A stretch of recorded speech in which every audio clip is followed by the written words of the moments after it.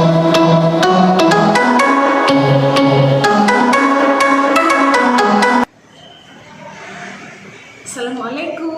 halo, kembali lagi bersama Bu Neni. Ya, untuk kali ini kita akan membahas tentang pelajaran wawasan Nusantara. Nah, di wawasan Nusantara ini kan pelajaran kelas 10 bab 7 yang bab terakhir. Mari kita ulas, yuk mari.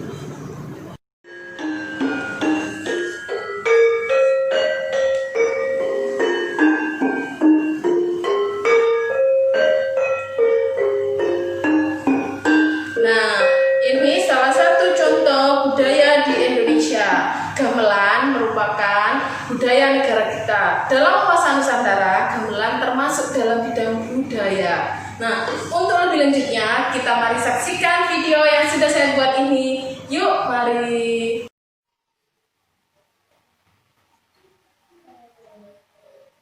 Assalamualaikum anak-anak, mari kita belajar mengenai wawasan Nusantara bersama Bu Neni. Nah, yang pertama, ini adalah aplikasi Prezi yang sudah saya buat untuk kalian pelajari. Nanti kalau kita sudah tatap muka ataupun kita masih menggunakan online, ya, ini contohnya. Nah, untuk wawasan Nusantara yang pertama, wawasan Nusantara ini adalah gambar saya, contoh saya, karena ini yang buat saya, makanya saya memberikan foto saya di sini. Terus pengertian. Apa itu yang dimaksud dengan wawasan Nusantara? Wawasan Nusantara adalah cara pandang dan sikap bangsa Indonesia mengenai diri dan bentuk geografinya berdasarkan Pancasila dan Undang-Undang Dasar 1945. Dalam pelaksanaannya, wawasan Nusantara mengutamakan kesatuan wilayah dan menghargai kebinekaan untuk mencapai tujuan nasional. Ini contohnya. Nah, ini contoh wawasan Nusantara, ini fotonya. Nah, di wawasan Nusantara kita akan belajar mulai dari Sabang sampai Merauke, terus ada beberapa bahasa. Nah, di Indonesia itu kurang lebih ada 1000 bahasa. Bahasanya itu adalah bahasa daerah. Nah, kalau yang kita gunakan itu biasanya untuk bahasa nasional adalah bahasa Indonesia. Itu bahasa nasional kita. Terus selanjutnya dari wawasan Nusantara, dari pengertian kita ke fungsi wawasan Nusantara. Fungsi wawasan Nusantara sendiri itu dibagi menjadi 4. Yang pertama, itu ada yang namanya pertahanan nasional. Pertahanan nasional adalah wawasan Nusantara sebagai konsepsi pertahanan nasional, yaitu wawasan Nusantara konsepnya yang digunakan dalam pembangunan nasional, pertahanan dan keamanan dan teritorial. Jadi maksudnya itu dalam pembangunan nasional, kita itu masih membutuhkan wawasan Nusantara. Terus selanjutnya yang kedua, pembangunan. Wawasan Nusantara sebagai wawasan pembangunan memiliki cakupan kesatuan politik, kesatuan ekonomi, kohesi sosial, dan kesatuan ekonomi, sosial, dan politik, dan juga kesatuan pertahanan dan keamanan. Yang ketiga, fungsi wawasan Nusantara pertahanan dan keamanan. Wawasan Nusantara sebagai pertahanan dan keamanan nasional merupakan pandangan geopolitik lingkup tanah air Indonesia di Indonesia sebagai satu kesatuan yang meliputi seluruh wilayah dan semua kekuasaan negara. Yang terakhir, yaitu fungsi regional. Wawasan Nusantara sebagai wawasan regional sehingga berfungsi dalam pembatasan negara agar tidak terjadi sengketa dengan negara tetangga. Keterbatasan dan tantangan Republik Indonesia adalah Risalah Sidang BPUPKI tanggal 29 Mei sampai 1 Juni 1945 dari Republik Indonesia dari beberapa pendapat para pejuang nasional. Setelah fungsi, kita akan beralih ke tujuan wawasan Nusantara. Nah, tujuan wawasan Nusantara itu dibagi menjadi 2. Yang pertama adalah tujuan dalam, yaitu tujuan ke dalam adalah untuk membawa kesatuan ke dalam semua aspek kehidupan, baik alam dan sosial. Dapat disimpulkan bahwa tujuan bangsa Indonesia adalah menjunjung tinggi kepentingan nasional serta kepentingan daerah untuk mengatur kemakmuran rakyat, perdamaian dan bangsa, dan martabat manusia di seluruh dunia. Sedangkan Tujuan keluarnya, yaitu tujuan nasionalnya, dapat dilihat dalam Undang-Undang Dasar 1945 yang menjelaskan bahwa tujuan kemerdekaan Indonesia adalah untuk melindungi segenap bangsa Indonesia dan negara Indonesia dan untuk mewujudkan kesejahteraan umum, mencerdaskan kehidupan bangsa, dan ikut serta dalam pembentukan ketertiban dunia yang berdasarkan kemerdekaan, perdamaian abadi, dan keadilan sosial. Itu semua tujuan wawasan Nusantara. Selanjutnya ada konsep wawasan Nusantara. Konsepnya sendiri juga dibagi menjadi dua. Yang pertama adalah historis. Historis yang pertama, kita pernah mengalami kehidupan sebagai bangsa yang terjajah dan terpecah. Kehidupan sebagai bangsa yang terjajah adalah penderitaan, kesengsaraan, kemiskinan, dan kebodohan. Penjajah juga menciptakan perpecahan dalam diri bangsa Indonesia. Politik divide et impera, dengan adanya politik ini, orang-orang Indonesia justru melawan bangsanya sendiri. Dalam setiap perjuangan melawan bangsa, melawan penjajah, selalu ada pahlawan, tetapi juga ada pengkhianat bangsa. Yang kedua, aspek historis, ialah kita pernah memiliki wilayah yang terpisah-pisah. Secara historis, wilayah Indonesia adalah wilayah bekas jajahan Belanda. Wilayah Hindia Belanda ini masih terpisah-pisah berdasarkan ketentuan Ordonansi 1939, di mana laut teritorial Hindia Belanda adalah sejauh 3 mil. Dengan adanya ordonansi tersebut, laut atau perairan yang ada di luar 3 mil tersebut merupakan lautan bebas dan berlaku sebagai perairan internasional. Sebagai bangsa yang terpecah-pecah dan terjajah, hal ini jelas merupakan kerugian besar bagi bangsa Indonesia. Keadaan tersebut tidak mendukung kita dalam mewujudkan bangsa yang merdeka, bersatu, dan berdaulat. Untuk bisa keluar dari keadaan tersebut, kita membutuhkan semangat kebangsaan yang melahirkan visi bangsa yang bersatu.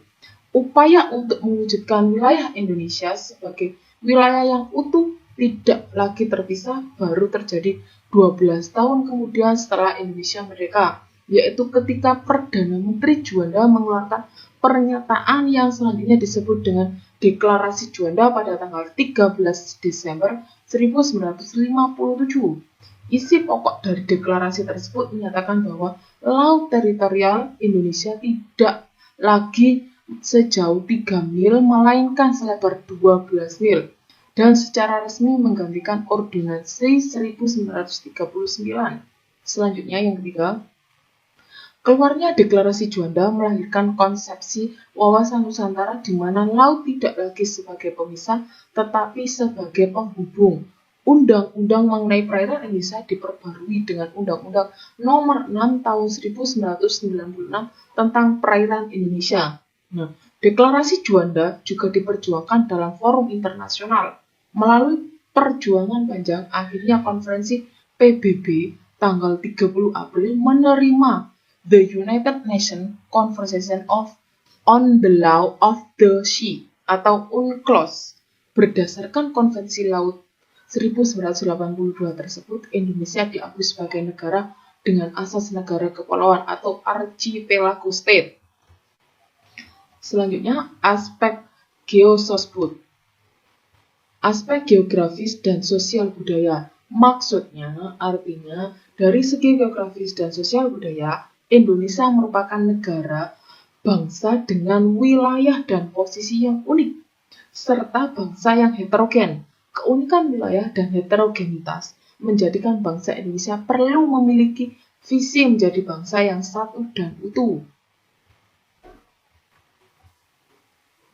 Selanjutnya, implementasi. Yang terakhir adalah implementasi. Implementasi itu sendiri dibagi menjadi 4. Yang pertama, politik, ekonomi, pertahanan dan keamanan. Terus yang terakhir adalah sosial budaya.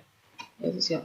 Kita lanjut. Yang pertama, kehidupan politik. Pelaksanaan kehidupan politik yang diatur oleh undang-undang seperti undang-undang tentang partai politik, undang-undang pemilu, dan undang-undang pemilihan presiden. Pelaksanaan hukum harus sesuai dengan hukum dan pentingnya persatuan bangsa. Contohnya seperti dalam pemilihan presiden. anggota DPR dan kepala daerah harus mengikuti prinsip demokrasi dan keadilan, sehingga tidak menghancurkan persatuan bangsa. Nah, ini sudah saya berikan contohnya, fotonya. Nah, ini foto adalah contoh dalam kehidupan politik kita melakukan kita ikut serta dalam pemilu. Yang kedua, ini adalah salah satu contoh partai politik yang ada di Indonesia pada waktu pemilihan umum tahun 2019. Ada sekitar 20 partai. Selanjutnya, yang kedua adalah kehidupan ekonomi. Implementasi dalam kehidupan ekonomi, pembangunan ekonomi harus memperhatikan keadilan dan keseimbangan antar wilayah. Oleh karena itu, kehadiran otonomi daerah dalam upaya menciptakan keadilan ekonomi, pembangunan ekonomi harus melibatkan partisipasi rakyat, seperti dengan memberikan fasilitas kredit mikro untuk pengembangan usaha kecil. Nah, ini contohnya, ini adalah pasar tradisional. Nah, di pasar tradisional kita juga bisa melihat UMKM-nya. Terus ini juga salah satu contoh pasar modern yang ada di negara kita, yaitu contohnya ini di supermarket. Ya, ini perbandingannya. Terus selanjutnya, aspek ketiga yaitu kehidupan sosial. Implementasi dalam kehidupan sosial mengembangkan kehidupan yang harmonis bangsa antara masyarakat yang berbeda dari segi budaya, status sosial, dan daerah. Misalnya, distribusi pendidikan di segala bidang dan wajib belajar harus menjadi prioritas untuk daerah tertinggal. Nah, yang ini adalah foto di mana di daerah yang tertinggal atau daerah terpencil masih diutamakan pendidikannya.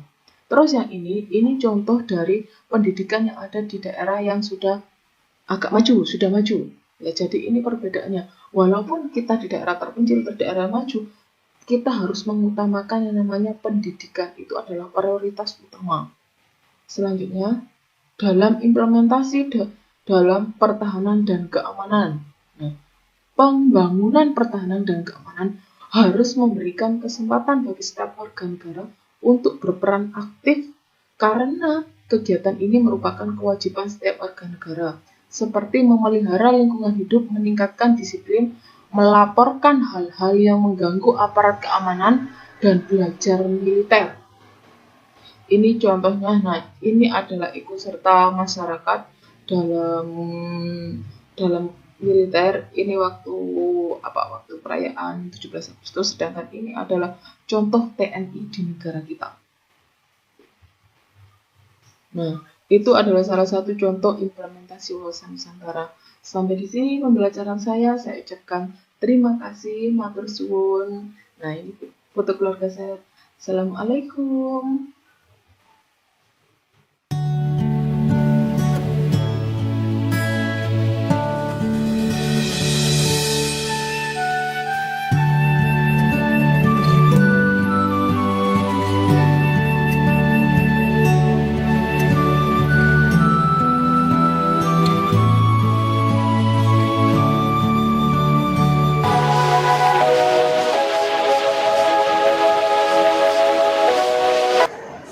Bagaimana? Sudah menyaksikan video dari Bu Neni? Nah, kalau belum mengerti, silakan bertanya pada Bu Neni ya, via WA, via email. Oke, no problem ya. Jadi, untuk video kali ini sudah saya buat mengenai wawasan Nusantara, pengertian wawasan Nusantara, semuanya sudah saya buat. Ya, kalau kalian belum mengerti, silakan tanya. Oke? Assalamualaikum warahmatullahi wabarakatuh. Dah, sampai jumpa lagi.